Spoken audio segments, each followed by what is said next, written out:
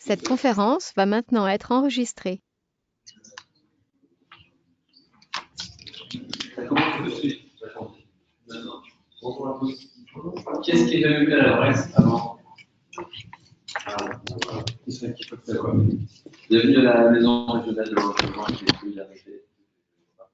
Et donc, une maison, c'est un réseau de 115 associations qui traitent des questions de nature, d'environnement, de citoyenneté et de solidarité, et qui est aussi un lieu ressource avec, entre autres, un centre de documentation thématique qui recueille près de 20 000 références avec des tas de sujets qui, vraisemblablement, si ça vous intéresse, alors ce qui se trouve là-bas vous intéresse. Ça se trouve juste au pied de l'escalier qui se trouve derrière vous, au pied de cet escalier monumental avec ses superbes peintures géologiques, puisqu'on est dans une maison qui est une ancienne faculté de géologie. C'est pour ça que c'est inscrit au fronton. Mais venons-en au fait, parce que après, pour ceux qui connaissent la maison, il y a tout un travail interassociatif qui a été lancé dès l'apparition des travaux de révision du plan local d'urbanisme intercommunal de la métropole européenne de Lille, et que ce travail a donné lieu, alors je ne sais pas s'il y a quelqu'un, j'ai oublié son nom, c'est quelqu'un qui tenait un document qui s'appelle Contribution interassociative au plan local d'urbanisme intercommunal de la Lille. Voilà. C'est un petit peu. Donc, il y a 2 ans de ça, il y a eu déjà un travail interassociatif pour pour adresser à la métropole en train de réviser son plus un certain nombre d'arguments d'attention et de revendiquer, de demander pour le plus de la transition sur la métropole européenne de Lille. Voilà, donc ces documents ont été. Il y a eu une douzaine d'associations du réseau qui ont participé à cette écriture-là, dont Virage Énergie. Voilà. Et en fait, bon, là, on est arrivé, en ce qui concerne ce plan local d'urbanisme, on est arrivé maintenant, vous le savez certainement, à la phase enquête publique, qui est ouverte depuis le 20 novembre et qui se termine le 11 janvier.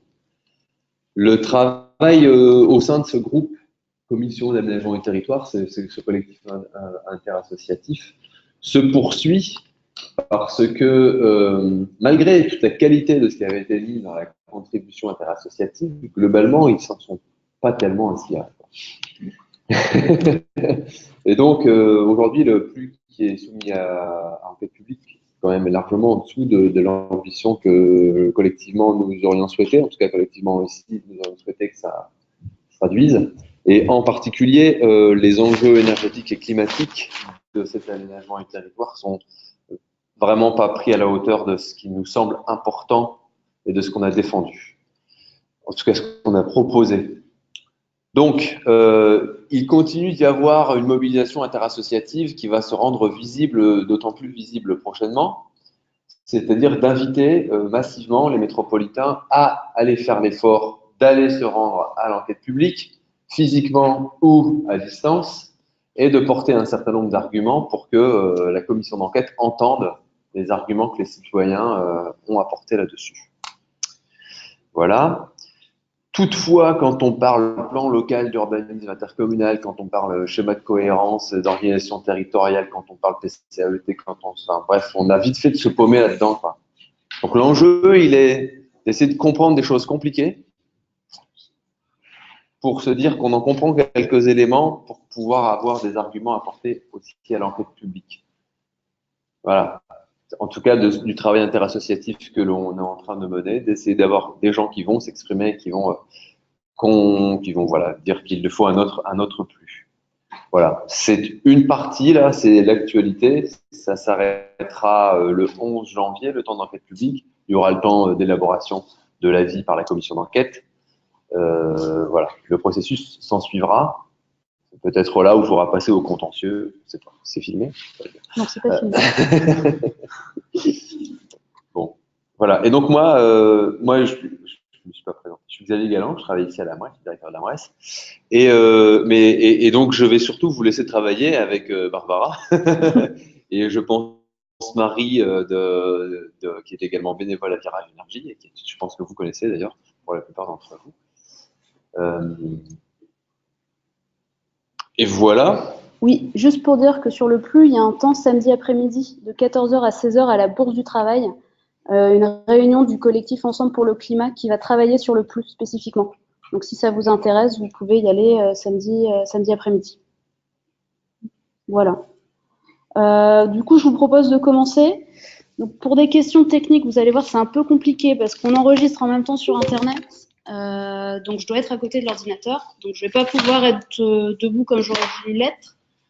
Donc, je suis là sur le côté, mais bon, de toute façon, ça se passe sur l'écran, donc c'est pas bien grave. Donc, comme l'a dit Xavier, alors l'objectif aujourd'hui, c'est pas de vous donner toutes les clés du PLU et d'avoir tous les argumentaires concernant l'énergie et le climat dans ce plan local d'urbanisme. C'est plutôt de vous donner des clés de lecture assez générales sur les questions énergétiques et climatiques. Donc, je me suis pas présentée, je suis Barbara Nicoloso, je suis salariée de l'association Virage Énergie, qui est une association qui est basée ici à l'Ambresse au 2e étage, et qui est une association qui réalise surtout des scénarios de prospective énergétique. Donc, on essaye de voir à horizon 2025-2050 comment on consommera l'énergie et ce qu'on peut faire pour au moins en consommer et du coup réduire les effets du réchauffement climatique. Donc, ce que je propose, c'est peut-être commencer par ça. Donc, Virage Énergie, donc on a été créé en 2006. Donc, à l'origine, c'est parti d'un groupe de citoyens qui s'est retrouvé autour d'une manifestation anti-nucléaire à Flamanville. À l'époque, il était question également de construire un EPR à Gravelines, à côté de Dunkerque, et on se rend compte que plus de 12 ans plus tard, c'est toujours un sujet d'actualité, puisque dernièrement, Xavier Bertrand a dit qu'il n'était pas contre la candidature des Hauts-de-France pour accueillir un EPR, donc une centrale nucléaire de nouvelle génération. Et donc, ce groupe de citoyens s'est dit que ce serait intéressant de montrer qu'on pouvait se passer du nucléaire en Nord-Pas-de-Calais. Et pour ce faire, a réalisé un scénario montrant qu'on pouvait couvrir l'ensemble de nos besoins d'énergie par les énergies renouvelables et qu'on pouvait atteindre un facteur 4, donc une réduction par 4 de nos gaz à effet de serre à l'horizon 2050 en mettant en place toute une série de mesures. Donc ça, c'est le premier scénario de 2008 qui a gagné le prix Eurosolar. Vous pouvez retrouver tous ces documents sur le site internet de Virage Énergie. On en a certains en papier, mais pas mal sont épuisés, donc le mieux, c'est d'aller sur notre site et vous pouvez directement les télécharger dans l'onglet publication. Ensuite, on a continué ce travail-là, notamment en candidatant à un programme du Conseil régional Nord-Pas-de-Calais, qui est un programme chercheur citoyen. L'objectif, c'était d'allier un laboratoire de recherche à une association. Et donc, dans ce cadre-là, on a pu travailler avec TVES, le laboratoire de l'Institut d'urbanisme de Lille, sur les questions d'aménagement du territoire et d'énergie, et avec le CERAPS, le laboratoire de Lille 2 et de Sciences Po Lille, donc plutôt sur les questions de sociologie, sciences politiques, toujours en lien avec la question énergétique et surtout la question de la sobriété énergétique. On verra un peu plus tard dans la présentation ce que c'est. Donc ça, voilà, c'est l'ensemble des travaux qu'on a pu réaliser ces dernières années. Et donc maintenant, enfin, on est toujours sur la réalisation de scénarios. On est d'ailleurs en train de travailler à l'élaboration d'un scénario à l'échelle Hauts-de-France. Jusqu'à présent, on était Nord-Pas-de-Calais. Qui devrait sortir en début d'année avec pendant l'année 2019 un virage tour où on sillonnera la région pour organiser des ateliers avec les citoyens pour abonder ce scénario. D'ailleurs, on lance un appel aux dons si ça vous intéresse pour nous aider à financer ce scénario-là. Et on développe également des outils pédagogiques qui ludiques sur les questions énergétiques, climatiques. Et puis on fait de la formation un peu comme ce soir. Donc, si vous voulez plus d'infos, n'hésitez pas à aller sur le site internet. Vous trouverez toutes nos coordonnées. Et puis, si vous voulez adhérer à l'association, c'est également possible. Alors, pour revenir au propos de ce soir. Oui, il faut que je change sur le bon ordinateur. Alors, donc je vous propose de faire ce petit temps. Je vais prendre quand même une grosse demi-heure pour parcourir différents sujets. Donc, dans un premier temps, faire une introduction un peu généraliste sur les enjeux énergétiques et climatiques. C'est peut-être des choses que vous connaissez tous ou pas. Et notamment, voilà, le fait qu'il y ait à la fois des gens de la commission aménagement du territoire de l'Ambresse et des gens du collectif Ensemble pour le climat, je pensais que c'était important de refaire un point sur certaines notions.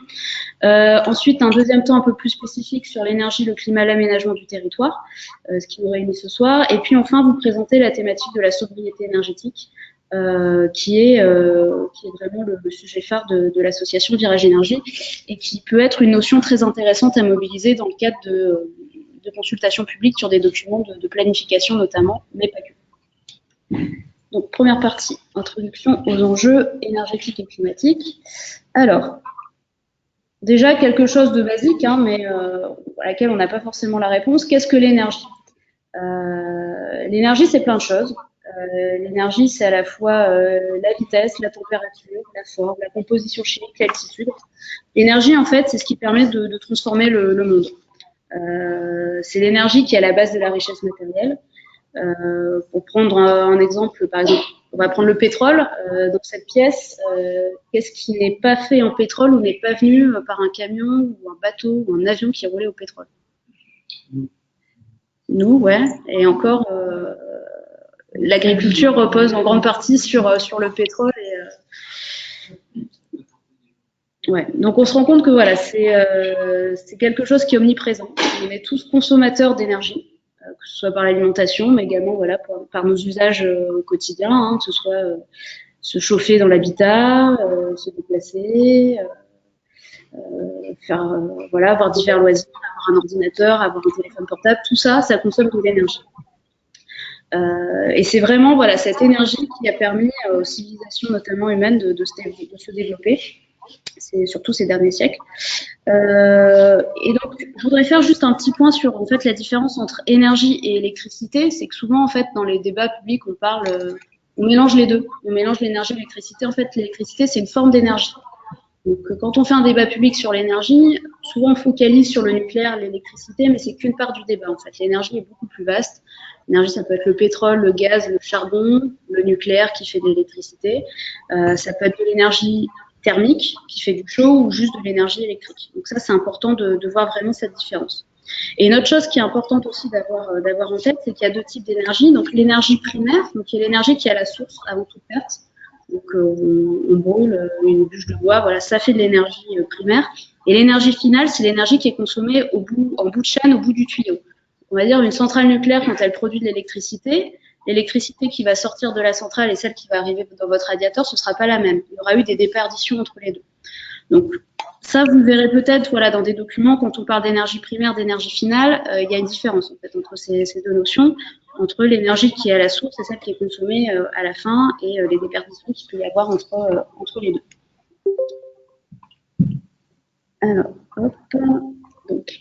Cette slide, qui est peut-être la slide la plus importante en fait de la soirée,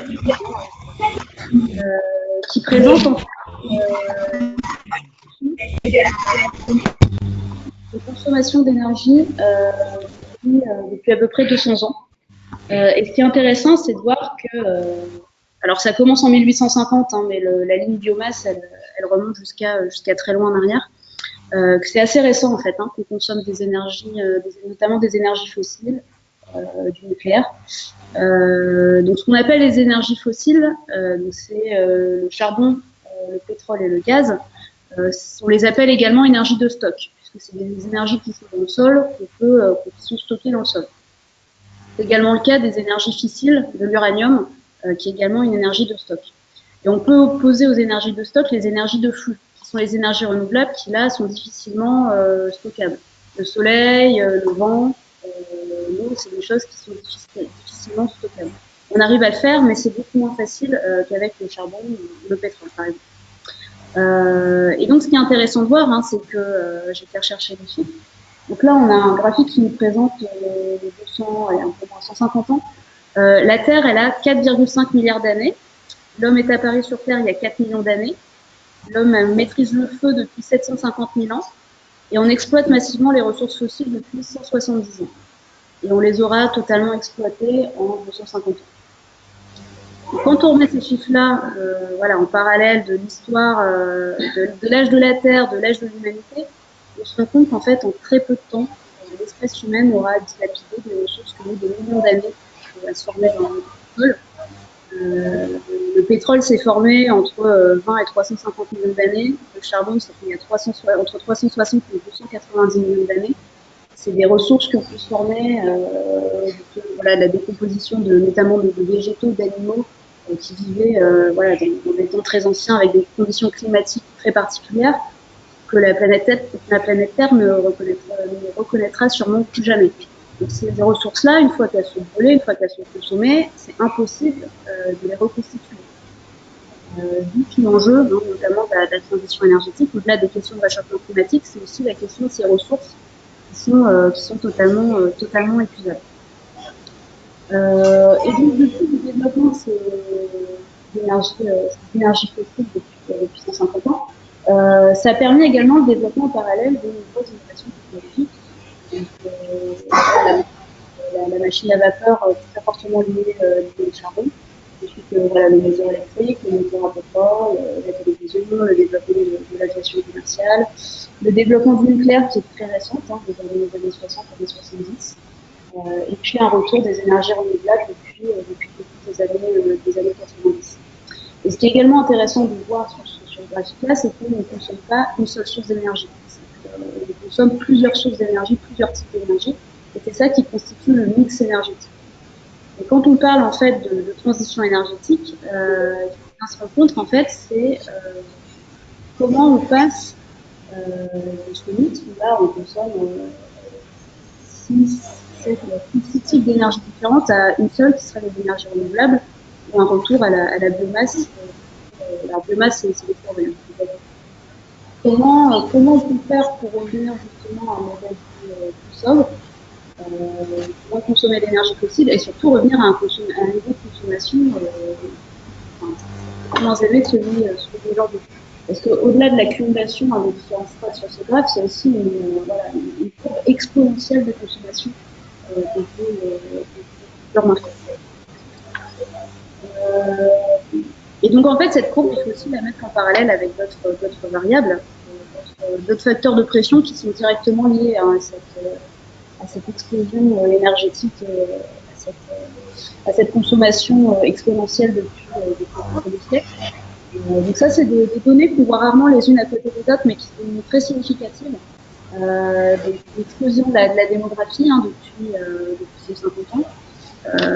Pour rappel, en 1900, on était 1,7 milliard. Aujourd'hui, on est 7,6 milliards. En près d'un siècle, on a pris près de 6 milliards d'habitants. Et en 2050, on sera 10 milliards. C'est juste énorme. L'espèce humaine n'a jamais connu une telle explosion démographique. Un PIB mondial qui a également explosé. Des choses comme le tourisme international qui a pu se développer à partir des années 50, notamment grâce à l'aviation, très liée au pétrole. Une utilisation des mots, des fertilisants, des terres exploitées également qui ont totalement explosé. Et puis les impacts environnementaux aussi remarquables, comme l'explosion des exploitations des ressources halieutiques, des catastrophes climatiques naturelles de plus en plus fréquentes, une perte de biodiversité, une perte de forêt tropicale et une concentration de CO2 dans l'atmosphère qui va quand s'amplifie. Tous ces chiffres-là, on les voit, on les trouve dans les médias, dans les articles, mais on les voit rarement les uns à côté des autres. Et ça permet de voir qu'il y a vraiment un lien entre toutes ces thématiques, celle de la transition énergétique, de la perte de la biodiversité, du réchauffement climatique. Tout ça est lié à un mode de développement du dernier siècle qui reposait surtout sur l'abondance de fossiles, assez bon marché, que ce soit le charbon ou le pétrole. C'était des ressources qui étaient facilement extractibles, facilement consommables. Et on se rend compte que ça a eu un impact très fort sur l'environnement, qui fait qu'aujourd'hui on est dans une situation en fait où les taux de concentration de CO2 dans l'atmosphère explosent. Donc là, pour faire le lien entre la combustion des énergies fossiles et le réchauffement climatique, c'est que le carbone qui est présent en fait dans les ressources fossiles, quand on brûle ces ressources fossiles, ce carbone on retrouve dans l'atmosphère et c'est ça qui produit l'effet de serre, le phénomène d'étude qui fait que la température sur le globe augmente. Et donc ici sur ce graphe, vous avez la concentration moyenne de CO2 dans l'atmosphère, donc on parle de particules par million, ppm, c'est ça. On voit bien à l'arrivée de Homo sapiens, c'était autour de 250. Aujourd'hui, on est entre 420 et 430.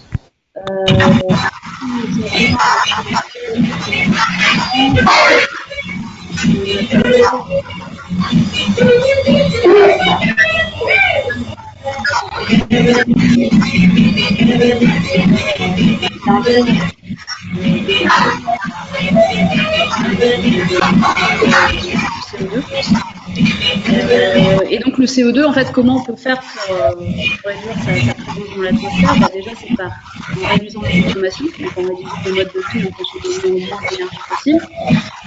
Ensuite, il y a des moyens naturels, en fait, de capter les concentrations de CO2, donc c'est notamment par l'océan, qui absorbe une grande partie du CO2 présent dans l'atmosphère. Vu qu'il y en a de plus en plus, ça produit des phénomènes d'acidification. Également la biomasse, dans tous les végétaux qui se nourrissent de carbone, donc plus il y a de terres agricoles, plus il y a d'espaces boisés, moins il y a de CO2 présent dans l'atmosphère. Donc là, il y a un vrai enjeu, on en parlera après, mais en termes d'urbanisme, parce qu'il y a beaucoup d'espaces végétaux au centre du territoire. Et puis, un nouveau dispositif dont on entend parler de plus en plus, tout doucement, dont parle notamment le dernier rapport du GIEC, qui sont des solutions techniques qui permettraient de capter le CO2 directement dans l'atmosphère. On est carrément sur des sujets de géo-ingénierie, sur comment l'homme va travailler, va réussir par des moyens techniques à capter ces émissions et notamment à intégrer un cycle naturel du carbone par des moyens techniques. À l'heure actuelle, c'est des technologies qui ne sont pas du tout abouties.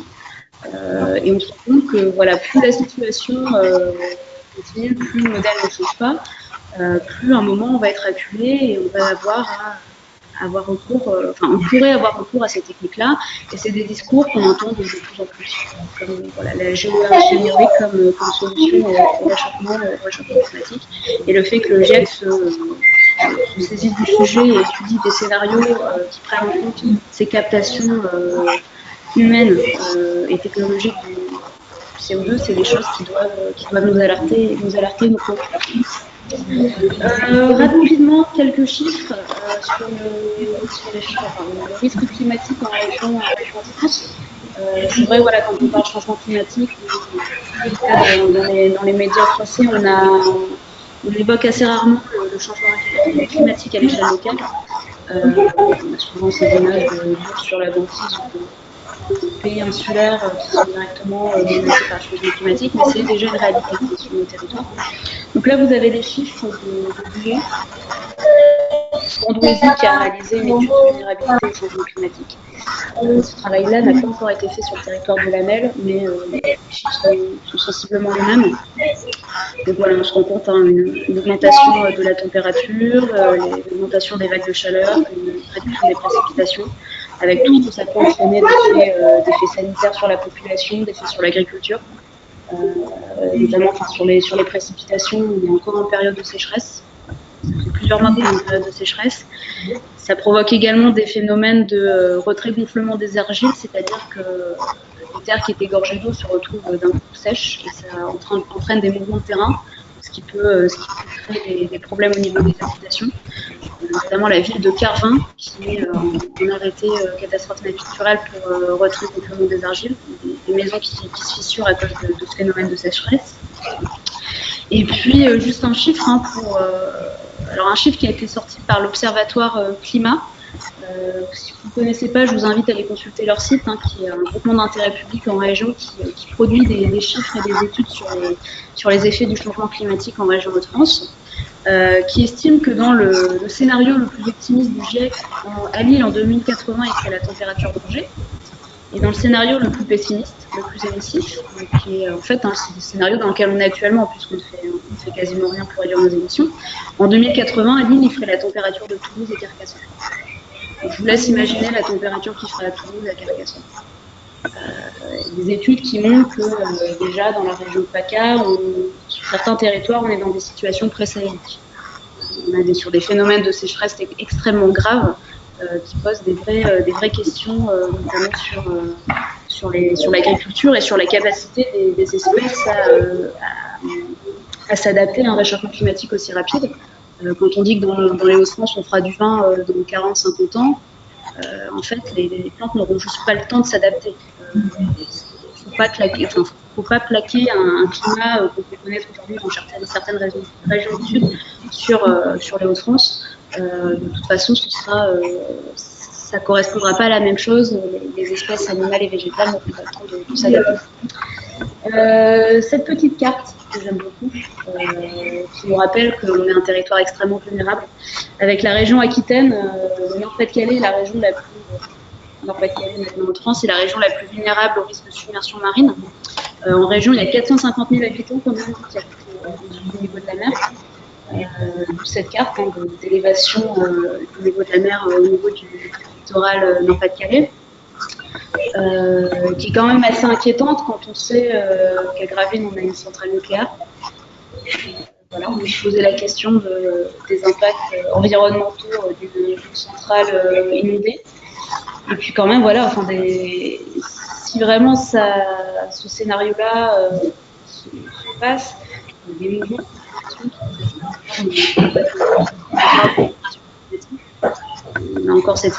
on a cette image de migration sud-nord, mais ce sera aussi des migrations au sein du territoire national, voire même des territoires voisins européens, hein, puisque alors, la carte elle s'arrête là, mais il faut voir aussi les cartes de la Belgique où la mer arrive à Bruxelles et les Pays-Bas au-dessus sont totalement noyés.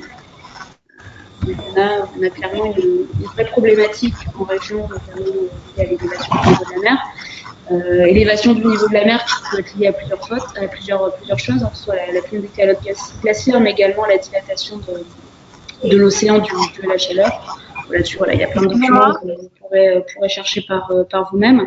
Et puis également, là-dessus, des vrais enjeux d'aménagement du territoire, de lutte contre l'érosion des littorales, de construction de digues, autant voilà, ça c'est le sujet de la submersion marine, c'est un vrai sujet qui est pris en compte par les Hollandais, par les Belges, autant en France, en tout cas à l'échelle régionale, pour le moment il n'y a pas vraiment de stratégie d'adaptation qui sort. On a beaucoup de mal à voir comment ça pourrait se passer si ce scénario-là Barbara, tu nous entends?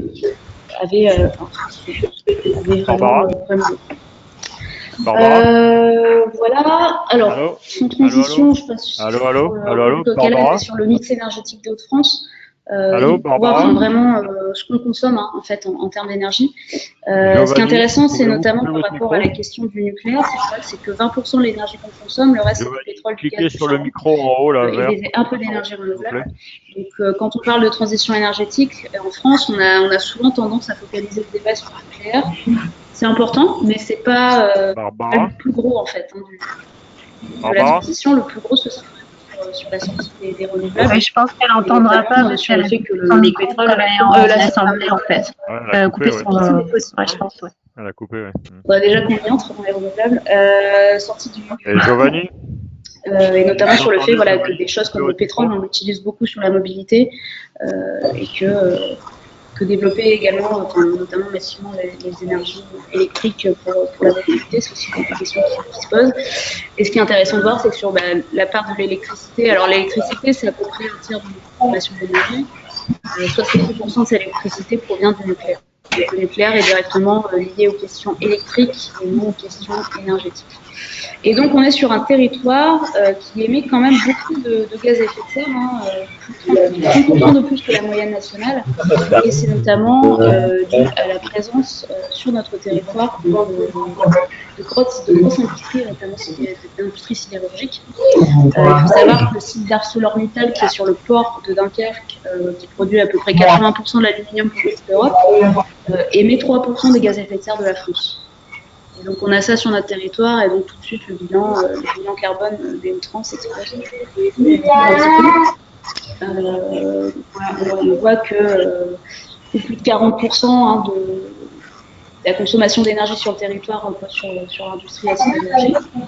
Voilà, c'est encore une réalité, on est encore sur un territoire industriel, donc que ce soit industrie automobile, que ce soit aluminium, que ce soit du verre dans la région de Saint-Omer, encore un territoire industriel. Le transport qui représente 23% de la consommation d'énergie, donc là c'est lié directement à l'aménagement du territoire en Hauts-de-France, au fait qu'on ait des grosses centralités autour de la métropole lilloise et dans le bassin minier et des gens qui font beaucoup de trajets quotidiens domicile-travail. Sur le résidentiel, le tertiaire, c'est également extrêmement consommateur. Sur le résidentiel, on peut l'expliquer par le fait qu'on est en région, l'habitat est plutôt ancien. notamment dans le bassin minier, on est sur des territoires où on est clairement sur des passoires thermiques, des maisons qui ont été conçues au 19e siècle et au début du 20e siècle pour être chauffées au charbon. On ne se posait clairement pas la question d'isolation thermique à l'époque. C'est un parc d'habitat qu'on a encore sur le territoire, et qui du coup est extrêmement consommateur en énergie.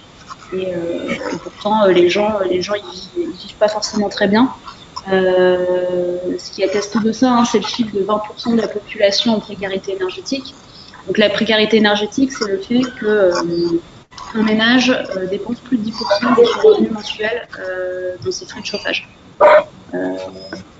Donc 20% de la population, c'est quand même conséquent. Et ce qu'il faut aussi ajouter, cette notion de précarité énergétique, c'est aussi ce qui est au cœur du débat avec les Gilets jaunes, c'est la place du pétrole, la place de l'essence dans un budget mensuel d'un ménage qui est aussi très importante, qui est aussi directement liée à l'aménagement du territoire. Et donc on consomme à peu près 12% de la consommation énergétique en France. On a à peu près 10% de la population, donc ça, là-dessus, il n'y a rien d'inquiétant ou autre. Voilà, donc ça c'était une première introduction effective, mais c'était pour positionner un peu ces questions d'énergie par rapport au climat. Parfois, on ne fait pas forcément le lien entre les deux, et puis comme ça, vous avez aussi quelques données territoriales. Sur cette seconde partie, alors ce que je comptais faire, c'est brosser un peu le cadre réglementaire dans lequel s'inscrivent les questions énergétiques et climatiques en lien avec l'aménagement du territoire.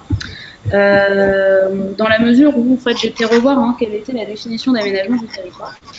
Et ça ne dit pas grand-chose, parce que l'aménagement du territoire, c'est l'ensemble des actions menées par l'État, les collectivités territoriales et certains établissements publics afin de favoriser le développement des régions formant le territoire national.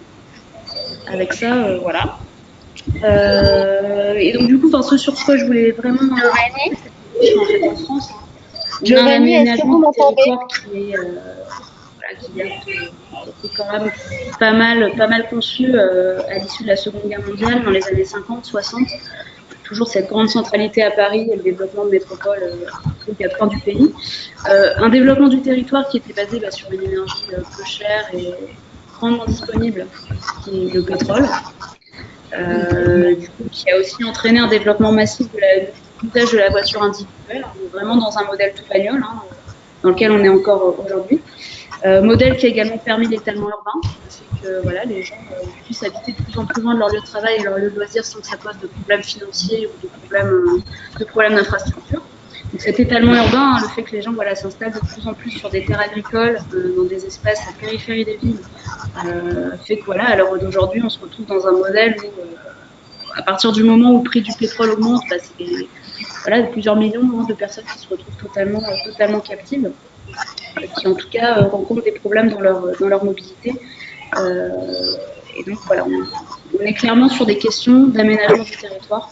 À mon sens, on ne le dit pas assez, mais dans le débat sur les Gilets jaunes, c'est vraiment une question d'aménagement du territoire. Au-delà de la question du prix de l'énergie, c'est derrière pourquoi on est dans un territoire où parfois il faut faire 30 km pour aller faire ses courses à côté de son lieu d'habitation.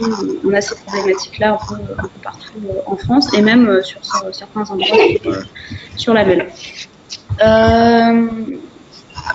Je vais essayer de pas rendre ça trop rébarbatif, parce que quand on parle d'aménagement du territoire, d'urbanisme, on ne peut pas couper au volet réglementaire et au volet droit de l'urbanisme. Juste quelques chiffres pour représenter le cadre dans lequel on est actuellement en France. Donc là, c'est les objectifs de la loi de transition énergétique pour la croissance verte, donc qui est la grande loi qui a été votée en 2015 et qui fixe en gros le cadre climatique et énergétique pour la France, qui découle directement des accords de Paris. Et donc, ce qui est intéressant de voir, c'est que dans cette loi, la France a quand même pris les engagements notamment sur les gaz à effet de serre, de réduire de 40% ces gaz à effet de serre en 2030. Depuis 2016, les gaz à effet de serre repartent à la hausse en France. Donc, à moins d'un gros revirement politique, on peut penser qu'on ne sera pas dans les clous. moins 75% en 2050, c'est mensuel. Consommation énergétique également réduite, moins 20% en 2030, moins 50% en 2050. Une réduction des énergies fossiles, donc dans nos consommations d'énergie, 21%. Une augmentation de la part des énergies renouvelables. Ce qui est marrant, c'est quand on voit que la virage énergie, nous, on est sur des scénarios 100% énergie renouvelable. Les ambitions de la France, c'est plus 23% en 2020 et plus 32% en 2030. En 2018, on est à 16%. On doit être à 23% en 2020. On a 4, 5, 6, 7. On a 7% à gagner en 2020. Là aussi, on peut en douter. Et puis la question du nucléaire. Donc là, on parle du nucléaire dans la production électrique qui doit passer à 50%, elle est à 75% actuellement. Il y a eu plusieurs annonces gouvernementales qui fait que repousser cette échéance, qui correspond notamment aux fermetures de centrales vieillissantes, en particulier Fessenheim et Dragon. Alors, ce schéma qui est... en fait, si vous avez ce schéma en tête, vous avez tout compris à la planification. C'est pas évident. Mais même les urbanistes, les chargés de mission, etc., dans les collectivités, l'ont toujours sous le nez, parce qu'on ne peut pas le connaître par cœur. C'est ce qu'on appelle en fait en urbanisme la hiérarchie des normes. C'est-à-dire, voilà, en France, l'aménagement du territoire est réglementé par plusieurs documents. Alors, il y a des soucis. Oui. Tout le monde, d'accord. Privé, c'est toi. D'accord. Qui est cette personne? Alors, pour les gens qui sont sur Internet, il y a une personne dont on entend le micro. Oui, je vois qu'il est là. Voilà, c'est bon. Quelqu'un qui était au Gabon. Super. Alors, ça devrait aller mieux pour les personnes qui sont sur Internet. Donc, la hiérarchie des normes. Donc, on a plusieurs documents à plusieurs échelles. Donc, on va dire de haut en bas, niveau national, niveau régional, niveau intercommunal, communal, niveau des quartiers. Il y a des grands documents qui fixent en fait la stratégie nationale en termes de réduction des gaz à effet de serre et de réduction des consommations d'énergie. On reviendra plus en détail par la suite. Mais en gros, les deux grands documents les plus importants au niveau national, c'est la SNBC, qui est la stratégie nationale bas carbone, qui fixe en gros le plan de descente des émissions de gaz à effet de serre pour la France. Et à cette stratégie nationale bas carbone est adossée une programmation pluriannuelle de l'énergie, la PPE. Il y a eu un discours de Macron la semaine dernière qui présentait ces deux documents. Qui là aussi est le plan de descente énergétique de la France. Donc, comment on va réduire nos consommations d'énergie et quelle énergie on va consommer. Donc ça, c'est les grands cadres nationaux. Ensuite, à l'échelle régionale, on a ce qu'on appelle le SRADET, Schéma régional d'aménagement, de développement durable et l'égalité des territoires, qui est actuellement en cours d'élaboration à l'échelle des Hauts-de-France et qui est, lui, le gros document stratégique d'aménagement du territoire à l'échelle régionale. Avec des enjeux très importants, notamment en termes de développement durable, en termes d'énergie, en termes de développement des infrastructures. À une échelle plus locale, là, ce qui va nous intéresser, donc intercommunal, plusieurs communes qui se regroupent au sein d'une collectivité, donc ça peut être une métropole, ça peut être une communauté de communes, une communauté d'agglomération, pour mutualiser certaines thématiques. À l'échelle intercommunale, on retrouve le document d'urbanisme le plus connu, on va dire qui est le plan local d'urbanisme, PLUI, plan local d'urbanisme intercommunal, qui est le document qui va décider comment on aménage le territoire en disant sur telle zone on fait des maisons, sur telle zone on garde des terres agricoles, sur telle zone on fait un parking, sur telle zone on préserve les champs captants, ou sur telle zone on construit un parking sur les champs captants. C'est le cas de la mer. Et ensuite, un autre document qui est aussi très important, qui est le PCAET, qui est le plan climat air énergie territorial, qui lui va décliner la stratégie nationale climat-énergie à l'échelle intercommunale, et ensuite ça va redescendre à l'échelle locale.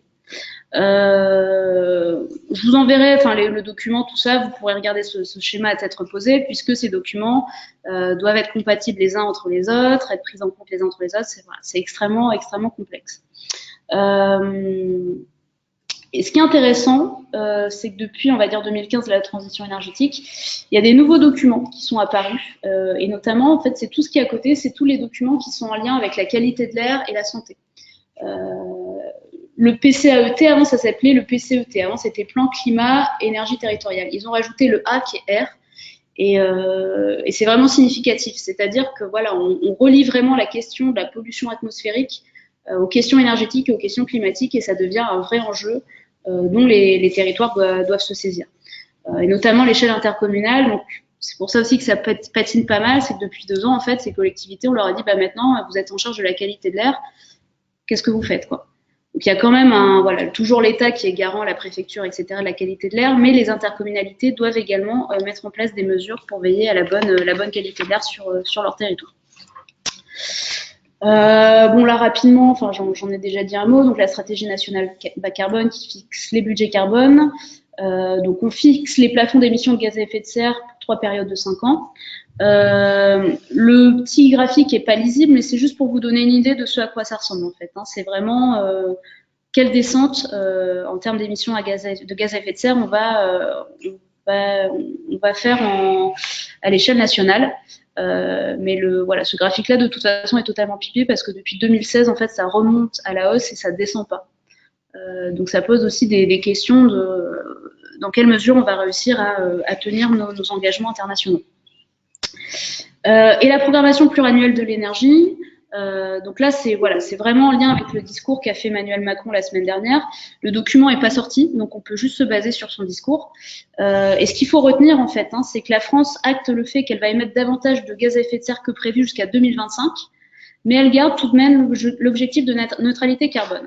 Alors, la neutralité carbone, c'est un truc qui est sorti lors des accords de Paris et qui a été réaffirmé par Édouard Philippe il y a maintenant 1 an et demi, quand il est arrivé à Matignon. C'est que la France, en 2050, s'engage à n'émettre aucun gaz à effet de serre, ou tout du moins, les gaz à effet de serre qu'elle n'arriverait pas à éviter, elle les compenserait en plantant des arbres ou en achetant des terrains, je ne sais pas où, en Indonésie, pour planter des arbres et pour compenser du coup ces émissions de gaz à effet de serre. C'est un objectif que l'État s'est fixé, que beaucoup de territoires qui sont en train d'élaborer des plans climat se fixent également. Alors, c'est pas le cas de la MEL, mais pour accompagner actuellement le Grand Douaisis, c'est l'objectif qu'ils se sont fixés. De réduire leur gaz à effet de serre jusqu'à la neutralité. Donc là, elle est marrante quand même, cette phrase, de dire qu'on continue à émettre jusqu'à 2025 et puis après on verra 2023 et puis après on verra bien. Tout lien avec des échéances électorales serait fortuit, hein, bien sûr. Donc voilà, il y a aussi, ça faut bien le déceler, le double discours de l'État de oui, on s'engage pour le climat, champion du climat, etc. Et par ailleurs, on continue à émettre et puis on reporte le problème, la solution à plus tard. Et puis ce qui est intéressant aussi, c'est cet objectif de baisse de la consommation des énergies fossiles qui est renforcé. Donc on va consommer de moins en moins d'énergie fossile, mais c'est pas pour autant qu'on va réduire de façon globale nos consommations d'énergie. Ce qu'il faut lire derrière ça, en fait, c'est l'augmentation de la part du nucléaire au profit, au détriment plutôt des énergies fossiles. C'est-à-dire qu'on va consommer de moins en moins, notamment de pétrole. Alors, si on prend l'exemple de la voiture, c'est qu'on va développer des voitures électriques. Donc, elles ne rouleront plus au pétrole, mais elles rouleront en fait au nucléaire. En gros, c'est ça qu'il faut voir derrière. Et puis, quand même, la bonne nouvelle, c'est la confirmation de la fermeture des 4 dernières centrales à charbon françaises d'ici 2022. Voilà, ça, c'était pour le petit point d'actualité. Voilà, pour une échelle, alors sur une échelle beaucoup plus locale, donc vraiment les 3 documents qu'il faut retenir à une échelle, en tout cas l'échelle de la MEL, c'est le PLU, donc qui est en cours de révision, le PCAET qui est en cours d'élaboration et le SCOT qui a été voté, je ne sais plus, il y a 1 an ou 2, il me semble. Et donc il y a des interactions entre ces différents documents, et donc il est extrêmement important qu'ils soient cohérents les uns entre les autres. Mais ce serait trop facile si c'était vraiment le cas. Et c'est là où la commission aménagement du territoire de la MRES a un vrai rôle à jouer, c'est qu'elle peut être en partie vigilante et garante de la cohérence de ces différents documents les uns entre les autres. Si par exemple, voilà, je vais dire n'importe quoi, mais si le plan climat se met un objectif de neutralité carbone à 2050 à l'échelle de la MEL et que le PLU dit qu'on va doubler la surface de l'aéroport de l'Équin ou qu'on va construire je sais pas combien de milliers de mètres carrés de parking, ça va en contradiction avec le plan climat. Et ça, il faut bien se rendre compte que ça peut ne pas poser de problème au niveau des services techniques ou certains élus de la métropole, que ces documents aillent les uns en compte des autres. Donc il faut être extrêmement vigilant, d'où l'intérêt de pouvoir actuellement participer à la concertation sur le PLU pour vraiment rappeler ces enjeux-là. Et donc, ce qui serait le plus simple, en fait, c'est qu'il y ait vraiment la construction de stratégies territoriales, climatiques, énergétiques qui soient prédominantes et qui soient, voilà, ce qui prime sur l'aménagement du territoire, sur l'urbanisme. À chaque fois qu'on sort un projet, qu'on se pose la question est-ce que ce projet est climaticide, quel impact il a sur les consommations d'énergie, sur les gaz à effet de serre. Ce serait la solution, mais pour l'heure actuelle, on n'est pas encore dans ce modèle-là. Et même en transversal des services des collectivités, parfois c'est compliqué que le service énergie parle avec le service développement durable, et encore plus avec le service mobilité, avec le service habitat. On est encore beaucoup dans une pensée en silo où chacun s'occupe de sa partie et il y a rarement de la transversalité. Ce qui est important également lors de l'élaboration de ces documents, c'est de mobiliser les acteurs socio-économiques du territoire, notamment les entreprises et les industries. Parce que voilà, si on suit des objectifs de réduction et que derrière on a des entreprises qui continuent, sur des mêmes modèles extrêmement productivistes, pour certaines d'entre elles, pas toutes, mais certaines d'entre elles, ça peut être problématique. Également, comment on mobilise et on associe les habitants du territoire. Et quand je dis mobiliser les habitants du territoire, c'est de manière vraiment large, sur un temps de concertation qui soit plus long que 3 semaines, qu'il y ait des vrais débats de société, des ateliers qui s'organisent avec les citoyens sur ces questions-là. C'est des choses qui se font dans certains territoires en France. C'est notamment la métropole de Nantes qui a passé plus d'1 an à faire des ateliers avec les citoyens sur les questions de transition énergétique. C'est des choses qu'on aurait tout intérêt à mettre en place. Et le fait que la MRES se mobilise aussi sur ces questions-là, ça pallie aussi un peu ce manque d'instances citoyennes, en tout cas totalement ouvertes, que ce ne soit pas juste des panels habitants, et où il puisse y avoir une expression libre des habitants qui soit plus en compte. Pas tout le cas. Rapidement, sur le plan climat, ce qui est intéressant de voir, c'est que donc sur la nouvelle mouture de 2015, il y a quand même un renforcement des objectifs de réduction des gaz à effet de serre et un engagement sur les actions de maîtrise de la demande en énergie, donc sur le fait de consommer de l'énergie et de lutte contre la précarité énergétique. Donc, ce qui est intéressant, c'est la loi dit ça. Maintenant, comment les territoires et les collectivités vont réussir à répondre à ces objectifs dans leurs différents documents. Et c'est à nous, malheureusement, associations et citoyens, parfois leur rappeler qu'il y a ces grands engagements nationaux et qu'on doit répondre à des objectifs et donc engager les territoires vers des réductions de gaz à effet de serre et des réductions de consommation d'énergie. Alors, là, c'est plutôt des pistes de réflexion, notamment pour le PLU, sur le rôle de l'aménagement du territoire dans la consommation d'énergie. L'impact de la densité de population, du tissu d'habitat, des axes de transport vont avoir un impact direct sur les consommations d'énergie et donc sur les gaz à effet de serre. C'est la question de l'étalement urbain. C'est plus j'habite loin de mon lieu de travail, plus j'ai à prendre la voiture, plus j'aimais. Également la question directement liée des commerces et des services de proximité, c'est-à-dire que depuis 20-30 ans, on est dans un système de délocalisation, on va dire, où on a tendance à agglomérer les commerces, les magasins dans des grandes surfaces en périphérie et avoir de moins en moins de commerces de proximité accessibles à pied ou à vélo dans les centres urbains. C'est quelque chose qu'on voit peut-être un petit peu moins à Lille intramuros, mais qu'on peut voir dans certaines villes du territoire. Et c'est vrai, il y a des choses toutes bêtes. Sur les magasins, notamment d'électroménager, c'est extrêmement compliqué à Lille intramuros de pouvoir en trouver. Il y a Darty, c'est tout. Sinon, le reste, tout est en périphérie. Il faut aller à boulanger, je sais pas où, à V2. Il y a des choses comme ça, des magasins, c'est pareil pour Ikea, mais des grosses surfaces comme ça qui sont totalement délocalisées. Et si on veut acheter, je sais pas, des meubles bon marché en centre-ville de Lille, c'est extrêmement complexe. Et donc, ça suppose de prendre la voiture. Lié à ça, une relocalisation des circuits de distribution. notamment circuit alimentaire. Là aussi, pouvoir directement avoir des agriculteurs locaux qui viennent approvisionner les villes, comme ça a été le cas pendant des siècles. Et ben, c'est des choses qui sont plus du tout garanties, enfin qu'il faut reconstruire. Donc, voilà, là aussi, il y a des choses qui se mettent en place, mais ça suppose aussi de pouvoir avoir des terres agricoles à proximité avec des producteurs qui soient là. Un vrai enjeu sur les préservations des terres agricoles des zones boisées. Donc les terres agricoles, tout simplement pour nous nourrir. Faut pas oublier que voilà, l'île a 3 jours de réserve alimentaire. Tout vient par camion. Par avion et tout ça roule au pétrole. Donc on est extrêmement vulnérable sur l'approvisionnement alimentaire, mais également pour des questions d'adaptation au réchauffement climatique. C'est comme je disais tout à l'heure, plus c'est boisé, plus il y a de végétaux, plus ça capte le carbone et plus ça réduit la température. Et c'est là, je vous recommande une étude qui a été faite par l'agence d'urbanisme de Lille sur les îlots de chaleur, donc ce phénomène.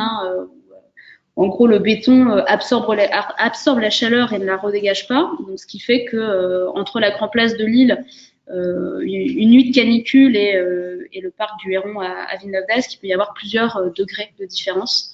Et c'est pas juste 1 degré, ça va de 5 à 10 degrés. Donc, c'est considérable. Et donc, avec ça aussi derrière, des enjeux de santé. De lutte contre les effets de canicule, avec une population vieillissante, des logements qui sont pas forcément toujours bien adaptés.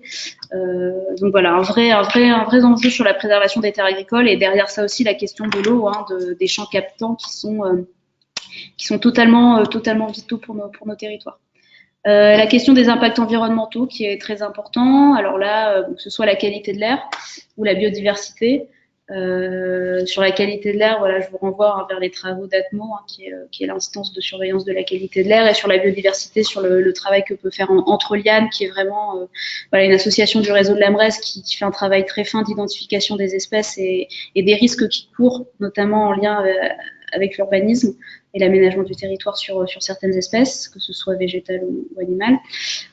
Et puis, d'une manière générale, les questions d'urbanisme, de bioclimatisme, c'est comment on fait pour avoir des centres urbains qui respirent, qu'on ne soit pas dans du tout béton qui garde la chaleur, qu'on ait des maisons qui soient tournées vers le soleil. Enfin, vraiment revenir à des choses que l'homme a pratiquées pendant des siècles et des siècles, et qu'on a un peu oublié depuis un siècle, depuis le développement massif l'exploitation massive des ressources fossiles, qui fait qu'on n'a plus forcément besoin de se poser ces questions-là. J'avance un peu.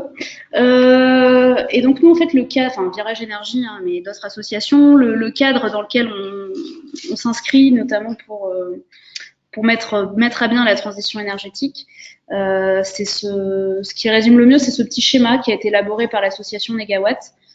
Donc l'association Négawatt, association nationale qui élabore également des scénarios de transition énergétique, et pour qui en fait un négawatt, c'est l'énergie qu'on ne consomme pas, parce que finalement l'énergie la moins chère et la moins polluante, c'est celle qu'on ne consomme pas. Donc c'est comment on peut éviter de consommer cette énergie.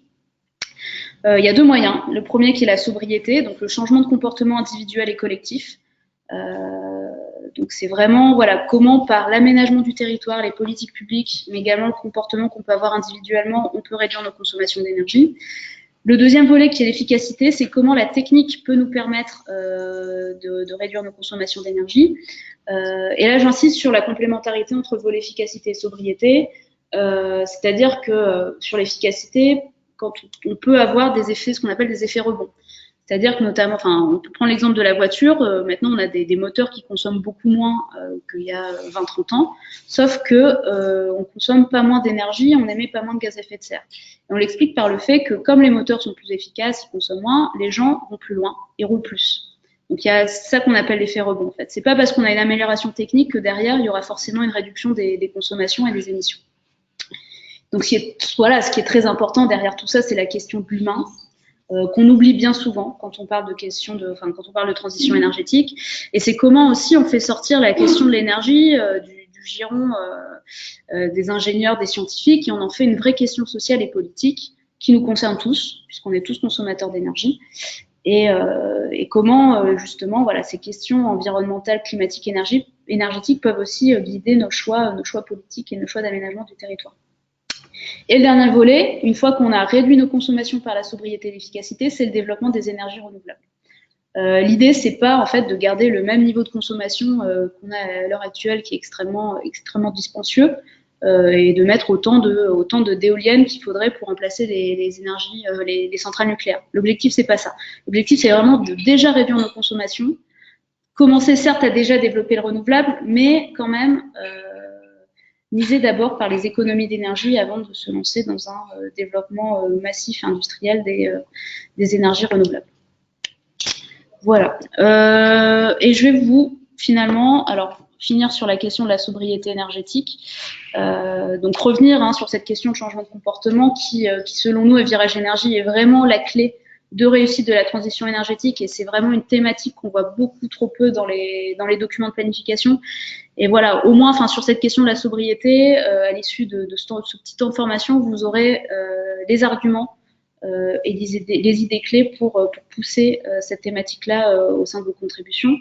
Donc rapidement, pourquoi la sobriété, on l'a déjà dit, des tendances économiques à la hausse, donc moins consommer d'énergie, c'est être moins dépendant de ces fluctuations économiques, des questions de réchauffement climatique, des questions de finitude matérielle, ça on n'en a pas beaucoup parlé, mais sur les questions de technologie qui sollicitent des terres rares et des matériaux qui sont en quantité limitée et qui demandent énormément d'énergie pour être exploités, on a aussi une limite, c'est-à-dire que cet imaginaire de la technique qui va nous sauver, etc., ça va avoir des limites matérielles en fait. On ne sera pas en capacité d'aller chercher ces matériaux-là, ça aura des effets environnementaux énormes et ça demandera énormément d'énergie et économiquement, ce sera peut-être pas soutenable. Les impacts écologiques de l'exploitation des énergies fossiles et fissiles, la limite de la technique et des technologies, on est bien souvent dépassé par la technique et la technologie, et ça va directement en lien avec le petit picto d'en dessous, les risques technologiques. On l'a bien vu à Fukushima, l'homme n'est pas totalement maître des techniques qu'il a pu développer. Et puis également, en fait, être moins vulnérable à certains risques, comme l'énergie qui est le moteur de l'économie. On le voit très bien là, avec la crise des gilets jaunes. Des questions de justice sociale, là aussi, que ce soit des gens qui habitent dans des espaces qui sont moins desservis que d'autres, mais également toutes les questions de précarité énergétique. Parce que moins consommer, c'est également faire des économies sur la facture. Rapidement, alors la sobriété. Donc, vous l'avez compris, le changement de comportement individuel et collectif. Là, sur un aspect un peu plus collectif, elle peut avoir plusieurs dimensions. Donc, une première dimension qui est ce qu'on appelle la sobriété dimensionnelle. Donc, sur cette image qui a été prise à Grenoble, vous avez 2 véhicules électriques. Il y en a une, c'est une Tesla, là, la grosse voiture noire, qui pèse 1 tonne 2, et qui est extrêmement consommatrice. Et à côté, vous avez un petit véhicule électrique en autopartage qui permet des déplacements en centre-ville. Le système a été abandonné par la ville de Grenoble depuis. Mais ce qui est intéressant sur cette photo, c'est de voir qu'on a 2 véhicules électriques. En fait, on a 2 véhicules qui ne consomment pas du tout la même chose, mais on a un même besoin qui est celui de se déplacer. Et donc finalement, c'est de se demander, est-ce qu'on a vraiment besoin d'avoir des véhicules 4x4, SUV et compagnie qui font plus d'1 tonne pour déplacer des personnes qui font 70 kilos? C'est une vraie question. D'avoir des voitures qui ont des moteurs qui peuvent faire des pointes jusqu'à 250 km/h alors qu'ils pourront jamais ils seront jamais autorisés à aller aussi vite. Ça aussi, c'est une question. Donc, c'est vraiment comment on peut revoir la taille des objets pour qu'ils consomment l'énergie qui est juste nécessaire et qu'on ne soit pas dans des modèles extrêmement dispendieux comme on l'est actuellement. Donc la sobriété dimensionnelle, on est vraiment dans les objets. Ensuite, la sobriété structurelle. C'est comment on fait en sorte dans l'aménagement du territoire, dans l'urbanisme, qu'on puisse trouver à côté de chez soi un emploi, des loisirs, des lieux de consommation. Quand je dis lieux de consommation, c'est magasins alimentaires, etc. C'est comment, on est vigilant à ne pas être dans un modèle comme dans lequel on est actuellement, d'étalement urbain, où il faut faire plusieurs kilomètres pour trouver certains services. Ça, c'est la sobriété structurelle, c'est peut-être celle qui est la plus intéressante quand on parle d'aménagement du territoire et dont on n'a pas forcément conscience quand on élabore des documents en tant qu'élu, en tant que technicien. Ensuite, une sobriété d'usage. Donc là, c'est l'exemple de l'éclairage public, c'est-à-dire que, on va dire, je sais pas, entre 1h du matin et 6h du matin, on va éteindre les lumières dans certains endroits, puisqu'il y a peu de personnes qui passent. et on peut s'en passer. Donc là, voilà, c'est comment, par l'usage de certains services énergétiques, on peut réduire nos consommations. Et ensuite, la sobriété conviviale. Là, c'est un exemple de Repair Café.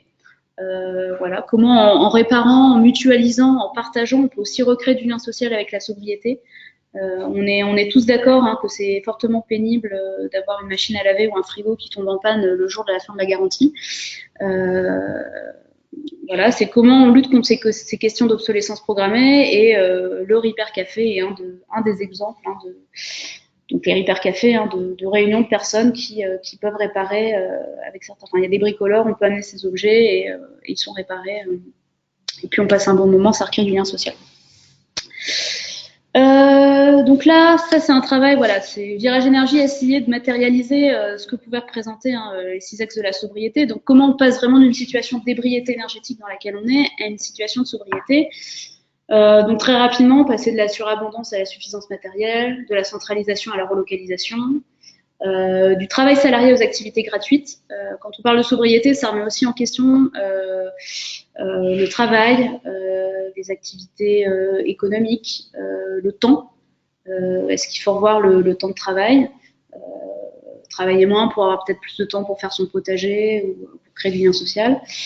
Question de propriété, entre mutualiser ou avoir chacun chez soi une perceuse. J'aime bien l'exemple de la perceuse parce qu'une perceuse, ça fonctionne en moyenne 12 minutes par an. Et les foyers français ont quasi tous une perceuse chez eux. Donc il y a peut-être des choses à faire aussi en termes de mutualisation sur ce truc-là. Le culte de la vitesse aussi, culte de la vitesse qui est aussi lié à des énergies qui permettent d'aller vite. Donc ce modèle-là est aussi peut-être amené à changer, à aller vers des choses un peu plus lentes. Et enfin, sur un côté peut-être un petit peu plus philosophique, sortir de l'artificialité pour revenir vers une adéquation nature-culture plus prégnante. Rapidement là-dessus. Donc ça, voilà, c'est des choses que vous retrouvez dans les scénarios de Virage Énergie, donc celui qui est à la sortie ou sur site internet. On a essayé de voir sur différentes thématiques quels pouvaient être les leviers de sobriété qu'on pouvait actionner. Et là, voilà, tout ça, dans les scénarios de Virage, on a identifié à peu près 250 leviers de sobriété qui peuvent être remobilisés dans des contributions pour des documents de planification, même voilà, pour des argumentaires, plaidoyers, climat-énergie. N'hésitez pas à aller dans les scénarios, chercher ce qui vous intéresse. Sur l'alimentation, le plus gros levier, c'est le régime alimentaire. Vous devez tous savoir que la consommation de viande est extrêmement émettrice et consommatrice en énergie. Donc réduire sa consommation de viande, ça permet, en tout cas de produits animaux, ça permet de réduire grandement son empreinte carbone, son empreinte énergétique. Sur les questions de production agricole, sortir des modèles agro-industriels extrêmement consommateurs. Que ce soit tous les pesticides ou les intrants qui sont en grande partie composés de pétrole, revenir vers des modèles plus locaux, plus bio, de saison, sortir du modèle, l'industrie agroalimentaire de transformation industrielle où c'est emballage sur emballage, etc. Bon, ça vous connaissez tous très bien. Distribution commerciale, approvisionnement local, et puis question de consommation, stockage, cuisson. On connaît des gens dans le réseau de la Bresse qui n'ont pas de frigo. Qui se débrouillent avec une cave ou avec leur jardin. C'est un niveau, peut-être un peu... quand vous arrivez à ce niveau-là et que vous avez déjà fait tout avant, c'est bien. Mais voilà, c'est aussi des choses sur lesquelles on peut se poser des questions. Sur les biens de consommation, donc moins de recours aux biens matériels. Donc là, en partageant, ça peut permettre de réduire. Le dimensionnement, ça on l'a dit. Maximation de l'utilisation, réusage de durée de vie et actions spécifiques sur les emballages. Sur la mobilité, c'est tout les développements de nouvelles formes de travail, le télétravail, le coworking, le développement des tiers-lieux qui peut permettre aussi de réduire les déplacements. Relocalisation, faire en sorte qu'on puisse vivre à côté de là où on travaille ou avoir des services à proximité de chez soi. Des questions de report modal, faciliter le fait de pouvoir prendre son vélo dans le bus et ensuite le mettre dans le train. Ça, c'est des choses qui sont pas toujours acquises, malheureusement. Le dimensionnement à type de véhicule automobile, ça on l'a dit. Et les modes de conduite automobile, donc là, c'est l'éco-conduite. Le fait d'avoir une conduite souple qui peut permettre d'économiser jusqu'à 10% du plein si on le fait correctement. Et enfin, sur l'aménagement du territoire et l'habitat, donc la question de la possession d'équipements, ce que je disais sur la perceuse, la question aussi des mutualisations d'espace, donc là c'est clairement